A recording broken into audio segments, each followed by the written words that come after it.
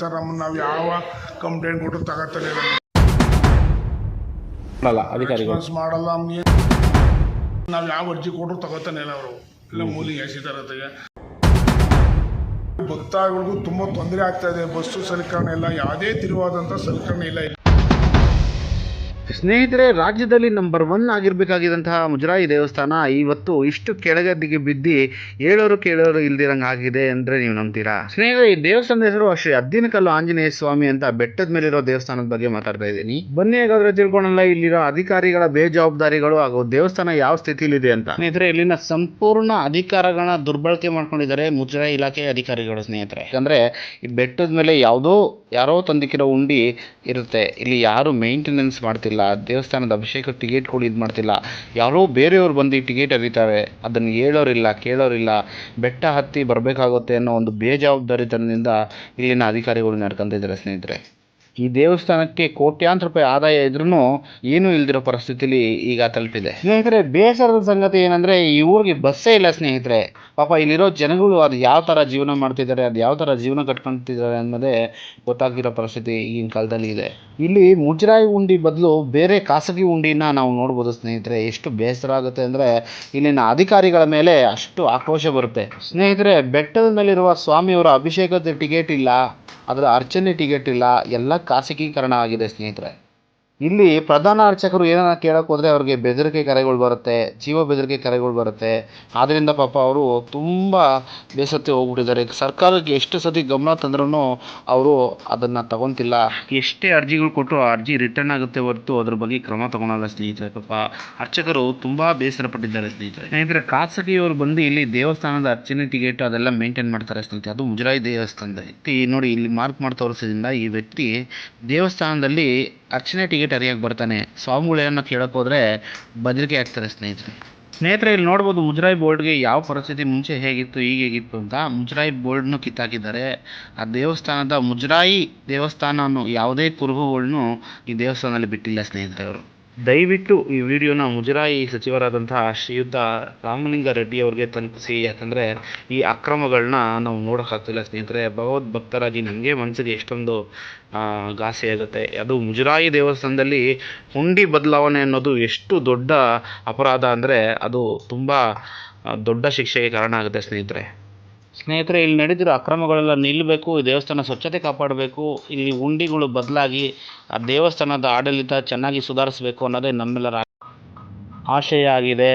ಇನ್ನು ಮುಂದೆ ಆದರೂ ಕರ್ನಾಟಕ ಸರ್ಕಾರ ಈ ದೇವಸ್ಥಾನದ ಬಗ್ಗೆ ಗಮನ ಹರಿಸಿ ದೇವಸ್ಥಾನದ ಮೇಲೆ ರೋಡ್ ಮಾಡೋದು ಅಥವಾ ಅಲ್ಲಿ ಬೆಟ್ಟ ಹತ್ತೋರಿಗೆ ಸೌಕರ್ಯ ಮಾಡಿಕೊಡೋದು. ಯಾಕಂದರೆ ಬೇಸಿಗೆ ಕಾಲದಲ್ಲಿ ತುಂಬ ಸುಡುತ್ತೆ. ಸ್ನೇಹಿತರೆ, ಬಂಡೆಗಳು, ಅದನ್ನು ವ್ಯವಸ್ಥೆ ಮಾಡಿಕೊಡೋದಾಗಲಿ, ಮೇಲ್ಗಡೆ ದೇವಸ್ಥಾನಕ್ಕೆ ಏನೇನು ಬೇಕೋ ಅದೆಲ್ಲ ಸೌಕರ್ಯ ಮಾಡಿಕೊಡ್ಬೇಕು. ಅಧಿಕಾರಿಗಳನ್ನ ಈಗಲೇ ತಕ್ಷಣವೇ ವರ್ಗಾವಣೆ ಮಾಡಿ ಈ ದೇವಸ್ಥಾನನ ಅಭಿವೃದ್ಧಿ ಮಾಡಬೇಕು ಅಂತ ಕೇಳ್ಕೊತೀನಿ. ಸ್ನೇಹಿತರೆ, ಪಾದದ ಕೆಳಗಡೆಯಿಂದ ಬೆಟ್ಟದ ಮೇಲ್ಗಡೆವರೆಗೂ ಮೇಲ್ಛಾವಣಿ ವ್ಯವಸ್ಥೆ ಆದರೂ ಮಾಡಿಕೊಡ್ಬೇಕು. ಯಾಕಂದರೆ ಮಧ್ಯಾಹ್ನದ ಹೊತ್ತು ಬೆಟ್ಟ ಹತ್ತಕ್ಕಾಗಲ್ಲ, ಸುಡುತ್ತೆ. ಅಷ್ಟು ಬಂಡೆಗಲ್ಲು ಕಾಲನ್ನ ಸುಡುತ್ತೆ. ಸ್ನೇಹಿತರೆ, ಹಿಂಗಾಗಿ ಮೇಲ್ಛಾವಣಿ ಹಾಕಿಸ್ಕೊಡ್ಬೇಕು. ಎಲ್ಲ ದೇವಸ್ಥಾನದಲ್ಲೂ ನಡೆಯೋಂಗೆ ಇಲ್ಲೂ ಅಭಿಷೇಕ, ಅರ್ಚನೆ, ಅಲಂಕಾರ ಅದ್ದೂರಿಯಾಗಿ ನಡೀಬೇಕು ಅಂತ ಕೇಳ್ಕೊತೀನಿ. ಈ ದೇವಸ್ಥಾನದ ಪ್ರಧಾನ ಅರ್ಚಕರಾದಂತಹ ನಾರಾಯಣ ಸ್ವಾಮಿ ಅವರ ಅಳಲನ್ನು ತೋಡ್ಕೊಂಡಿದ್ದಾರೆ. ಅದನ್ನು ಕೇಳ್ಕೊಂಡು ಬರೋಣ ಬನ್ನಿ. ಶ್ರೀ ಅದ್ದಿನಕಲ್ಲು ಆಂಜನೇಯ ಸ್ವಾಮಿ ಅಂತ ಒಂದು ಇತಿಹಾಸ. ಇದು ಮುಜರಾಯಿ ಇಲಾಖೆ ದೇವಸ್ಥಾನ. ಇದು ಪುರಾತನ ಕಾಲದಿಂದ ನಮ್ಮ ತಾತ ಮುತ್ತಾತರ ಕಾಲದಿಂದ ವಂಶ ಪರಂಪರೆ ನಾವೇ ಪೂಜೆ ಮಾಡ್ಕೊಂಡು ಬಂದಿರೋದು. ಇದು ಮೂಲಾದೇವರಿದು ಪೂಜೆ ಉತ್ಸವ ಮೂರ್ತಿಯಾಗಿ ಊರೊಳಗಿದೆ. ಅಲ್ಲಿಗೂ ನಮ್ಮ ತಾತ ಮುತ್ತಾತರ ಕಾಲದ ವಂಶ ಪರಂಪರೆ ನಾವೇ ಪೂಜೆ ಮಾಡ್ಕೊಂಡು ಬಂದಿರೋದು. ಈ ಅದ್ದಿನಕಲ್ಲು ಆಂಜನೇಯ ಸ್ವಾಮಿ ಹೆಸರು ಯಾಕಪ್ಪ ಬಂತು ಅಂದರೆ, ಸುಮಾರು ಕಡೆ ಕೆಲವು ಭಕ್ತಗಳು ಪುಣ್ಯ ಸ್ಥಳಕ್ಕೆ ಹೋಗಿ ನೋಡಿರ್ತಾರೆ, ಅಲ್ಲಿ ಯಾವ ಹದ್ದುಗಳಿರಲ್ಲ. ಇಲ್ಲಿ ಭಯಂಕರವಾದಂಥ ಒಂದು ಹದ್ದಿರೋದ್ರಿಂದ ಅದ್ದಿನಕಲ್ಲು ಆಂಜನೇಯ ಸ್ವಾಮಿ ಅಂತ ಒಂದು ಇತಿಹಾಸ ಇದೆ. ಈ ದೇವಸ್ಥಾನಗಳಲ್ಲಿ ಸಾಕಷ್ಟು ಜನ ಭಕ್ತಾದಿಗಳು, ಸಾವಿರಾರು ಜನ ಭಕ್ತಾದಿಗಳು ಬರ್ತಾ ಇದ್ದಾರೆ. ಮತ್ತು ಗಾಳಿ, ಶಿಂಕೆ ಅಂತಕ್ಕಂಥದ್ದು ಬಿಡಿಸೋದು ಎಲ್ಲ ಇತಿಹಾಸ ನಡೀತಾ ಇದೆ. ಮತ್ತು ಯಾರೋ ಕೆಲವು ಮಕ್ಕಳಿರಲ್ಲ, ಕೆಲವು ಯಾವುದೋ ಒಂದು ಕೆಲಸ ವಿಚಾರಗಳಾಗಲಿ ಆ ಭಗವಂತನಿಂದ ಬಂದು ಏನೋ ನಮಗೊಂದೊಂದು ಕೆಲಸ ಮಾಡಿಕೊಡ್ಬೇಕಣಪ್ಪ, ನಮ್ಗೆ ಈ ಥರ ತೊಂದರೆ ಇದೆ ಅಂತೇಳಿ ಅಪ್ಪನ ಎಲ್ಲ ರೀತಿ ಕೇಳ್ಕೊಂಡ್ರೆ ಎಲ್ಲ ರೀತಿಯು ಕಷ್ಟ ಹೊಡೆದು ಭಕ್ತಾದಿಗಳನ್ನ ಒಂದು ಉನ್ನತವಾದಂಥ ಒಂದು ಸ್ಥಾನದಲ್ಲಿ ಇಟ್ಕೊಂಡು ಇಲ್ಲಿವರೆಗೂ ಹೆಂಗೆ ಪುರಾತನ ಕಾಲದಿಂದ ನಡ್ಕೊಂಬರ್ತಾ ಇದೆಯೋ ಆದಮೇಲೆ ಉತ್ಸವ ಮೂರ್ತಿ ಊರೊಳಗೆ ತೊಗೊಂಬಂದು ವರ್ಷಕ್ಕೆ ಒಂದು 5 ಸರಿ ತಗೊಂಬಂದು ಜೊತೆ ಪೂಜೆ ಮಾಡ್ಕೊಂಡು ಹೋಗೋ ಪದ್ಧತಿ ಅಲ್ಲೂ ನಮ್ಮ ತಾತ ಮುತ್ತಾತರ ಕಾಲದಿಂದ ಪೂಜೆ ಮಾಡ್ಕೊಂಡು ಬಂದಿರೋದು ನಾವು. ಈ ದೇವ್ರಿಗೆ ಅಲ್ಲಿ ಕೆಳಗಡೆ ಇರೋ ದೇವ್ರ ಉತ್ಸವ ಮೂರ್ತಿನಾ? ಹೌದವರು, ಇದು ಮೂಲ ದೇವರು. ಇದು ಮೂಲದ ಈ ದೇವ್ರಿಗೆ ಅಲ್ಲಿರೋದು ಉತ್ಸವ ಬರೀ ಉತ್ಸವ ಮೂರ್ತಿ ಮಾಡ್ಕೊಂಡಿದ್ವಿ. ಅಲ್ಲಿ ಉತ್ಸವ ಮೂರ್ತಿಯ ನಮ್ಮ ತಾತ ಮುತ್ತಾದ ವಂಶ ನಾವೇ ಪೂಜೆ ಮಾಡ್ಕೊಂಡು ಬಂದಿರೋದು. ಅಲ್ಲೂ ಆ ಉತ್ಸವ ಮೂರ್ತಿ ವರ್ಷಕ್ಕೆ 5 ಸಾರಿ ತೊಗೊತೀವಿ. ಅವತ್ತಿನ ಕಾಲದ ಮಾಡಿರೋದಲ್ಲ ದೇವಸ್ಥಾನವ ಮಾಡಿ ಇಲ್ಲಿವರೆಗೂ ಆ ಭಗವಂತನ ಕೀರ್ತಿ ಅಗಾಧವಾಗಿ ನಡೆದು ಬೆಳಕಾಗಿದೆ. ಇನ್ನು ಮುಂದೂ ಹೆಚ್ಚಿನ ಭಕ್ತಾದಿಗಳನ್ನ ಕರೆಸ್ಕೊಂಡು ಯಪ್ಪ ಕೀರ್ತಿ ಅಗಾಧವಾಗಿ ಬೆಳೆದಿದೆ ಅಂತಕ್ಕಂಥ ಮಾತು ಹೇಳಕ್ಕೆ ಇಷ್ಟಪಡ್ತಾ ಇದ್ದೀನಿ. ಇಲ್ಲಿ ಅಧಿಕಾರಿಗಳೆಲ್ಲ ಒಳ್ಳೆ ರೆಸ್ಪಾನ್ಸ್ ಮಾಡ್ತಾರ ನಿಮಗೆ? ಏನಿಲ್ಲ ಸರ್, ನಮ್ಮನ್ನು ನಾವು ಯಾವ ಕಂಪ್ಲೇಂಟ್ ಕೊಟ್ಟರು ತಗೋತಾನೆ ಇಲ್ಲ. ಆ ರೀತಿ ನಾವು ಕಂಪ್ಲೇಂಟ್ ಕೊಟ್ಟರು ಅವ್ರು ಏನು ತಗೋತಲ್ಲ. ನಾವು ಏನಂತಾರೆ? ಮನೆ ಕಟ್ಟ ವಿಚಾರ ಕೊಟ್ಟು ಮನೆ ಕಟ್ಟಂಗೆಲ್ಲ ಕ್ರಿಮಿನಲ್ ಕೇಸ್ ಹಾಕ್ತೀನಿ ಅಂದರು ತಹಸೀಲ್ದಾರೇನೆ. ನಾವು ಏನೇ ಕೊಟ್ರು ಎಲ್ಲ ಮೂಲಿಗೆ ಎಸಿದಾರೆ ಅಷ್ಟೇ. ಭಗವಂತನ ನಂಬ್ಕೊಂಡು ಜೀವನ ಮಾಡ್ತಾ ಇದ್ದೀವಿ ಇಲ್ಲಿವರೆಗೂ.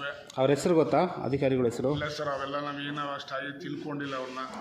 ಹೋದಾಗೆಲ್ಲ ನಿಮಗೆ ರೆಸ್ಪಾನ್ಸ್ ಮಾಡಲ್ಲ ಅಧಿಕಾರಿಗಳು? ರೆಸ್ಪಾನ್ಸ್ ಮಾಡಲ್ಲ. ಏನು ನಾವು ಯಾವ ಅರ್ಜಿ ಕೊಟ್ಟರು ತಗೋತಾನೆ ಇಲ್ಲ ಅವರು. ಎಲ್ಲ ಮೂಲಿಗೆ ಎಸಿದಾರತೆಗೆ ನಾವು ಕೊಟ್ಟು ಎಲ್ಲ ರೀತಿ ಸಾಕಾಗಿ ಇನ್ಯಾಕೆ ಕೊಟ್ಟು ಏನು ಪ್ರಯೋಜನ? ಇಲ್ಲಿವರೆಗೂ ಹೆಂಗೋ ಪುಣ್ಯ ಸ್ಥಳ ಭಗವಂತನ ಸೇವೆ ನಡೀತಾ ಇದೆ. ಸುಮ್ಮನೆ ನಾವು ಈ ಊರಿಗೊಂದು ಕೂಡ ಒಬ್ಬರೇ ಇರೋದು, ನಮಗೆ ಅಣ್ಣ ತಮ್ಮದು ಯಾರಲ್ಲ. ಎಲ್ಲ ನಂಬ್ಕೊಂಡು ಭಗವಂತನ ಸೇವೆ ಮಾಡ್ಕೊಂಡು ಸುಮ್ಮನೆ ಆಗ್ಬಿಟ್ಟಿದೆ. ಭಕ್ತರ ಸೌಕರ್ಯಕ್ಕೆ ಏನೋ ಬಸ್ ಗೀಸ್ ವ್ಯವಸ್ಥೆ ಇದೆಯಾ? ಭಕ್ತಿ ಎಂಥದಿಲ್ಲ ಸರ್. ಇಲ್ಲಿ ಏನು ಪಾಪ ಯಾವ ಭಕ್ತಗಳು ಬಂದರು ನಡ್ಕೊಂಡು ಎಡೆಯೋರು ಬೆಳ್ಳೂರು ಕ್ರಾಸಿಂದ ಬರಬೇಕು. ಆಗ ಭಕ್ತಗಳು ಹಾಗಾಗಿ ಭಕ್ತಗಳಿಗೂ ತುಂಬ ತೊಂದರೆ ಆಗ್ತಾ ಇದೆ. ಬಸ್ಸು ಸಲಕರಣೆ ಎಲ್ಲ ಯಾವುದೇ ತಿರುವಾದಂಥ ಸಲಕರಣೆ ಇಲ್ಲ ಇಲ್ಲಿ. 200-300 ಕೊಡಿ ಅನ್ನೋದು ಈ ಥರ ಆಗ್ತಾ ಇದೆ. ಏನೋ ದಯವಿಟ್ಟು ಆ ಭಗವಂತನ ಒಂದು ಕೃಪೆಯಿಂದ ನೀವು ಒಂದು ಬಸ್ಸನ್ನು ವ್ಯವಸ್ಥೆ ಮಾಡಿಬಿಟ್ರೆ ಇನ್ನೂ ಎಷ್ಟೋ ಜನ ಭಕ್ತಾದಿಗಳು ಇಲ್ಲಿ ಸಂತೋಷ ಪಡ್ತಾರೆ. ಹೆಚ್ಚಿನ ಭಕ್ತಾದಿಗಳು ಜಾಸ್ತಿ ಆಗ್ತಾರೆ ಇಲ್ಲಿ. ಯಾವಾಗ ಮೇನ್ ವಾರದಲ್ಲಿ ಪೂಜೆ ಬಸ್ಗಳು ನಿಮಗೆ? ಶನಿವಾರ, ಭಾನುವಾರ ದಿನ, ಬುಧವಾರ 1 ವಾರ 3 ದಿನ ಬರ್ತೀವಿ. ಮತ್ತು ಅಮಾವಾಸ್ಯೆ ಪೌರ್ಣಮಿಲಿ ಬಂದು ಪೂಜೆ ಮಾಡ್ತೀವಿ. ಮತ್ತು ಜಾತ್ರೆ ಟೈಮ್ಗಳಲ್ಲಿ ತುಂಬ ಜೋರಾಗಿ ನಡೀತಾ ಇರ್ತದೆ. ಆಮೇಲೆ ಶ್ರಾವಣ ಮಾಸದಲ್ಲೂ ತುಂಬ ಜೋರಾಗಿ ನಡೀತಾ ಇದೆ. ಆ ಟೈಮಲ್ಲಿ ಸರ್ಕಾರದಿಂದ ಒಂದು ಹೇಳ್ಕೊಳ್ಳೋದ ಮಾತು, ದಯವಿಟ್ಟು ಒಂದು ಬಸ್ಸಿನ ವ್ಯವಸ್ಥೆ ಮಾಡಿ, ತುಂಬ ಅನುಕೂಲ ಆಗುತ್ತೆ. ಆ ಭಕ್ತಾದಿಗಳು ನಿಮ್ಮನ್ನು ಮೆಚ್ಚುಗೆ ಪಡ್ತಾರೆ. ಏನು ಬಿಡಪ್ಪ ಸರ್ಕಾರಗಳ ವ್ಯವಸ್ಥೆ ಮಾಡಿದಲ್ಲ ಅಂತಕ್ಕಂಥ ಮಾತು ಭಕ್ತಾದಿಗಳಲ್ಲೂ ಆ ಪ್ರೀತಿ ಬರುತ್ತೆ. ದಯವಿಟ್ಟು ಅದೊಂದು ಕೆಲಸ ಮಾಡಿ ಅಂತ ಕೇಳಿ ಆ ಅಧ್ಯಯನಕಲ ಆಂಜನೇಯ ಪರವಾಗಿ ನಾವು ನಮ್ಮ ಬೈಸುಂದರ ಗ್ರಾಮದ ಪರವಾಗಿ ಕೇಳ್ಕೊತಾ ಇದ್ದೀವಿ.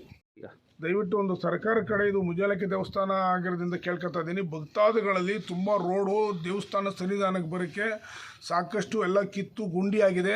ಇದೊಂದು ವ್ಯವಸ್ಥೆ ಮಾಡಿ ಸರ್ಕಾರದ ಒಂದು ಅನುಕೂಲ ಟಾರ್ ಹಾಕ್ಸಿ ಪ್ರತಿಯೊಂದು ಇದು ಮಾಡ್ಕೊಡ್ಬೇಕಂತ ಹೇಳಿ ಒಬ್ಬ ಅರ್ಚಕನಾಗಿ ಕೇಳ್ಕೊತಾ ಇದ್ದೀನಿ.